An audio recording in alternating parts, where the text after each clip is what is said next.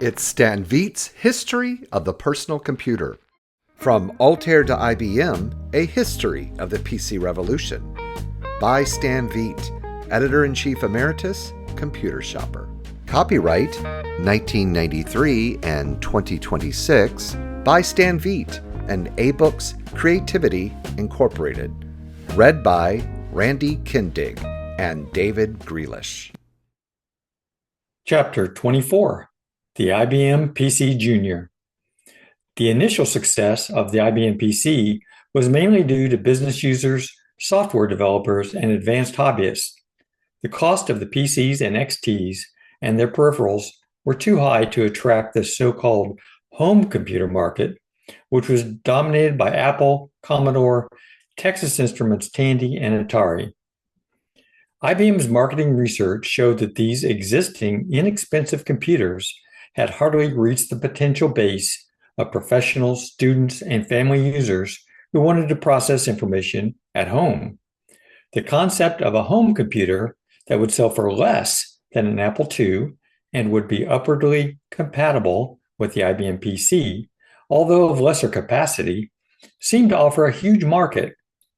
IBM, dazzled by the success of the PC, decided to own this market with a machine that could be sold by the mass marketers such as Kmart and JCPenney. With this idea in mind, the development of the IBM low-end computer started. It was not too long before the difficulties with this idea became apparent. The mass market retailers were not and could not be qualified to maintain and service the machines they sold. They were used to exchanging any defective equipment for the customer and returning it to the manufacturer for full credit and replacement.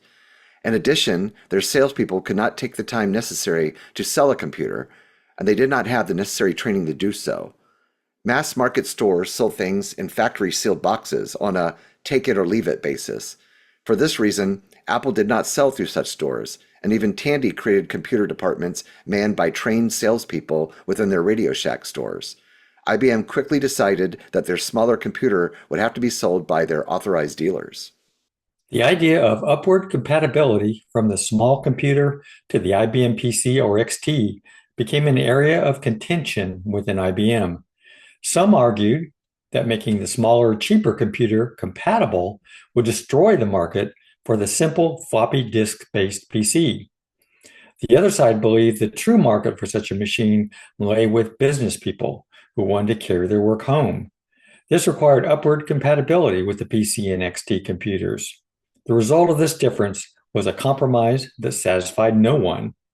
All of this went on behind a veil of secrecy that made a secret military contract look like a wide open door. The press knew that IBM was supposed to be working on a smaller computer, but aside from speculation, the press really knew nothing about it.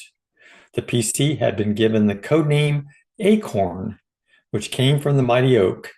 And so the press gave the new machine, which was so tightly sheltered underground, the name Peanut. As the date for the Peanut's release approached, speculation increased, and even the Wall Street Journal predicted that IBM would soon own the market for home computers as well as business machines. Ziff Davis had a promotional issue of PCjr magazine ready to go, except for the press release from IBM, and had assigned Corey Sandler, editor of PC Magazine, as editor-in-chief. Wayne Green, publisher of many computer magazines, had his Peanut magazine ready to go. The stage was set for the great day. Finally, on Tuesday, November 1st, 1983, in the Gallery of Science in the not-quite-completed IBM building on 58th Street and Madison Avenue in Midtown Manhattan, the show debuted. Admission was only by invitation, which read, "You are invited to a demonstration of a new IBM product." As editor-in-chief of Computer Shopper since May of that year, I flew to New York for the occasion. I think I was only invited because of my former job as technical editor of Computers and Electronics magazine. Arriving at the gallery promptly at 9:30 a.m., I was ushered downstairs where orange juice, coffee, and Danish pastries had been provided and where the level of excitement among the assembled press was electric. Exactly at 10 a.m., the velvet rope was removed and we swarmed into the next room where the long-awaited Peanut, now officially called IBM PC Jr., was on exhibit. At first, the room was illuminated by the flashes of camera strobes from newspaper photographers, who probably did not realize the IBM would provide a complete press kit with lots of photos. The noise level of ohs and ahs was deafening.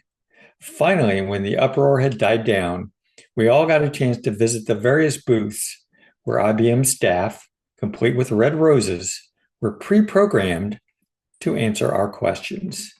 And there is an image on page 265 here, which shows an ad announcing a proud addition to your family.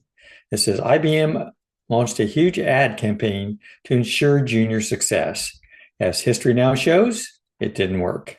And in the ad is their iconic representative of the time, Charlie Chaplin, or the person who was playing Charlie Chaplin, and also a picture of an IBM PC Jr.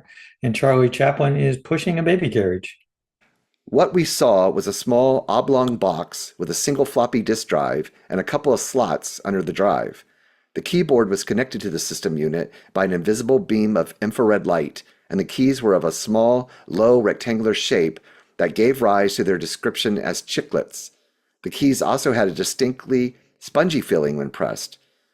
There was a color monitor which displayed excellent graphics with the demo software we were shown, and the system sported both a small thermal printer and a color ribbon printer.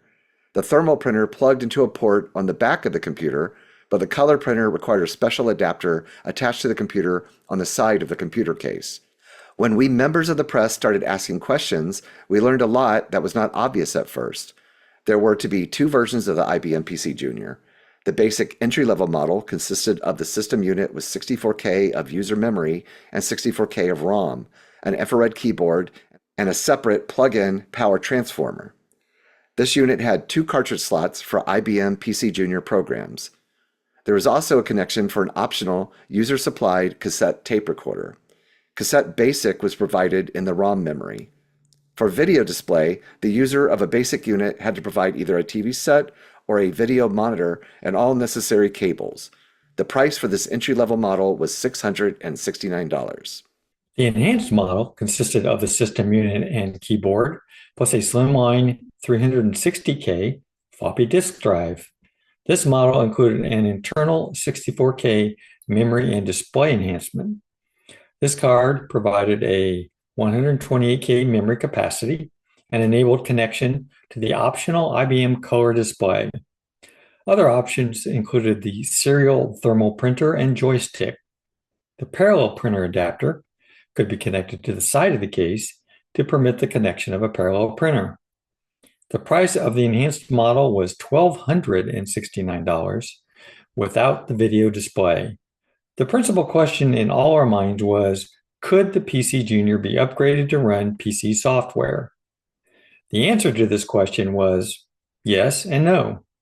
Yes, the PC Jr. would run the same types of software, such as EasyWriter, VisiCalc, PFS file, PFS report, multiplan, and so on.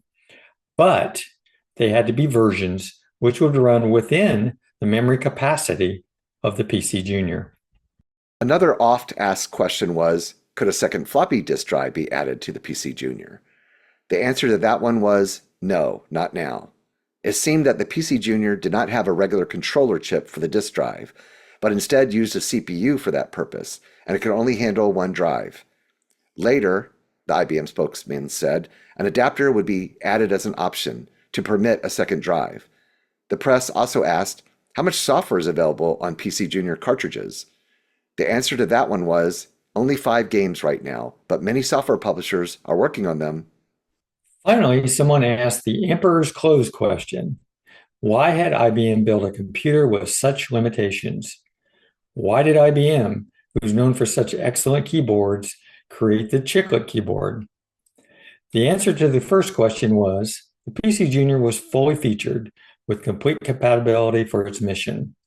The answer to the second question was, we tested the keyboard with all our dealers, and they all thought it was an improvement over other small computers. The result of this introduction, believe it or not, was unqualified approval from most of the press. The dealers also saw the PC Junior as a potential gold mine. The dealers saw the need for options as a chance to sell more equipment. They also saw the present lack of usable software as an untapped, unlimited marketing potential. Only a few of us doubters in the press saw the expensive PC Junior as less capable than the Commodore 64, which sold for less than half the price and had a better keyboard. We were mainly the few writers whose publications did not have a vested interest in the success of the PC Junior and had not gone overboard with our predictions. Within a short time, it became obvious that the public agreed with us and in general was underwhelmed by the IBM PC Junior. The majority of computer buyers were smart enough to realize that for slightly more than the cost of the crippled PC Junior, they could buy a full-strength IBM PC from the gray market. The complete lack of predicted sales quickly made IBM realize something was wrong. The Chiclet name stuck to the keyboard, and the infrared connection did not work very well. Finally, IBM replaced the keyboards without cost to the owners and provided a connecting cable. They also increased the optional memory capacity to 500K, provided a second disk drive emulation, and an optional speech board. Finally, in order to move the PC Juniors out of the stores for Christmas, they put them on sale for $799 and included a color monitor free. At that low price, the PC Junior really started the move. However, after Christmas 1984, when the sale was over, the PC Junior stopped moving for the last time. IBM had built about 350,000 units, and the warehouses were still filled with them when the sale was over.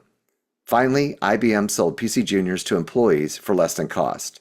In order to get a foothold in the educational market, which had been dominated by Apple, Tandy, and Commodore, IBM gave thousands of PC Juniors away to schools, or sold them for educational purposes at very low cost. The failure of the IBM PC Junior destroyed the myth of the home computer for the time being. Neither IBM nor anyone else has ever given the general public a good enough reason why they need or should buy a computer for their home. Without public demand for a product, it can't be shoved down the public's throat. However, during 1990, both IBM and Tandy have reintroduced home computers. This time, the machines are equipped with built-in software that appears to be useful in the home and with communications capabilities for online network services. They are also capable of both memory and hard disk expansion. It remains to be seen if the IBM PS1 and IBM's more recent offerings can compete with the flood of cheap clones now available everywhere. That last paragraph kind of surprises me, but this book was published in 1993, so in 1993, home sales were happening, but certainly not a lot, because this is pre-internet, right? And this is pre-multimedia. So two big things that, help those home sales, right? Yeah, I mean, it still seems to me a little strange to say that home computers are not a thing when they had been sold for, 15 years. Yeah. By the time this I guess was it was published. still, like I said, made up a small percentage maybe as compared to business. I guess, sales. I guess that's probably true. Yeah. So I did a quick search just during this about did the IBM Junior PC Junior sell okay? That's the way I put it. And it says no, the IBM PC Junior did not sell well. So they only sold it for about 14 months, and it's predicted they sold between 240 and 270,000 units according to this search. And so the high price, the keyboard, and the design limitations, obviously, as we read here too, were some of the main reasons. It's crazy the difference between the basic one with 64K and the 128K. $600 extra for that? I know. Because I of didn't the pick up on disk a lot of drive. other. Yeah. Yeah, I mean, the disk drive would be infinitely more valuable, but still, it seems like a big difference. That is not a huge number of machines, honestly. And today's market, if you want to buy one, they're fairly easy to get, and they're not expensive. They have a little bit of a pretty dedicated following too. I've always noticed at the vintage computer festivals, it's usually at least a couple people with a few of them. I mean, there's always a few of a lot of things, but I don't know. It seems like people that collect them, I guess that's why they collect them, but they really like them. I like it. I like it a lot.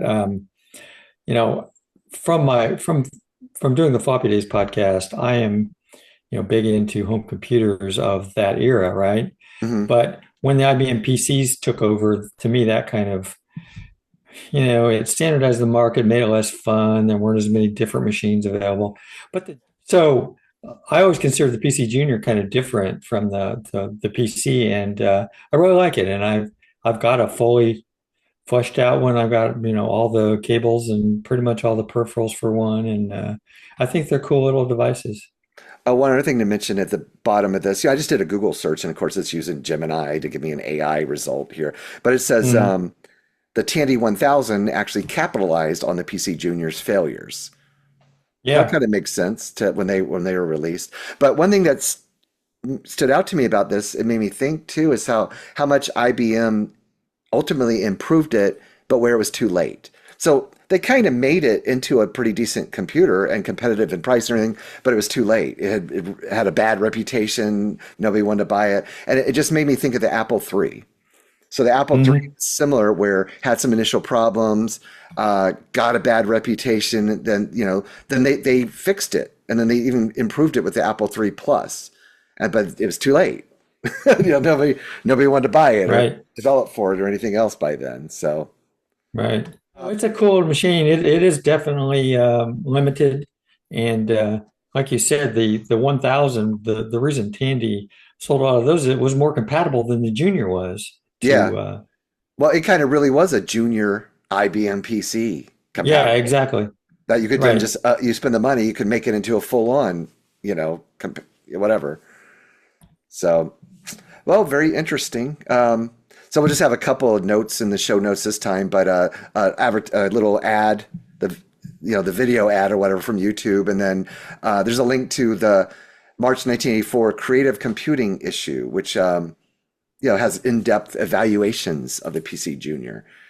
Which, just to mention, I'm looking at the cover. Also, the Timex Sinclair 2068. So that, Oh, came out same time?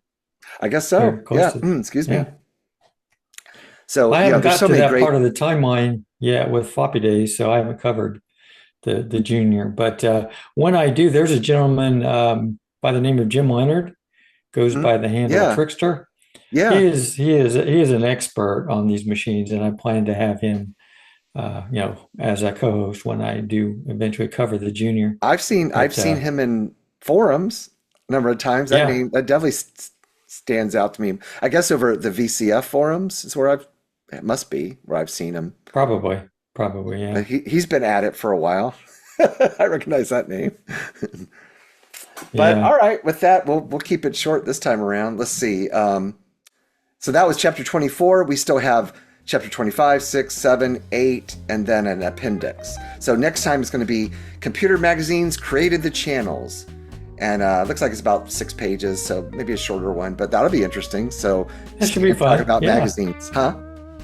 yeah. I love magazines, so And I that'd don't be great. remember about it too much, but I assume he'll probably talk about Computer Shopper again a little bit. Right. Oh, actually, chapter 26 is the Computer Shopper. So Oh, the that is history of Computer that. Shopper, right? That'll be a really Yeah. good one too. So, but all right. So we'll see you next time. Very, very cool. Thanks.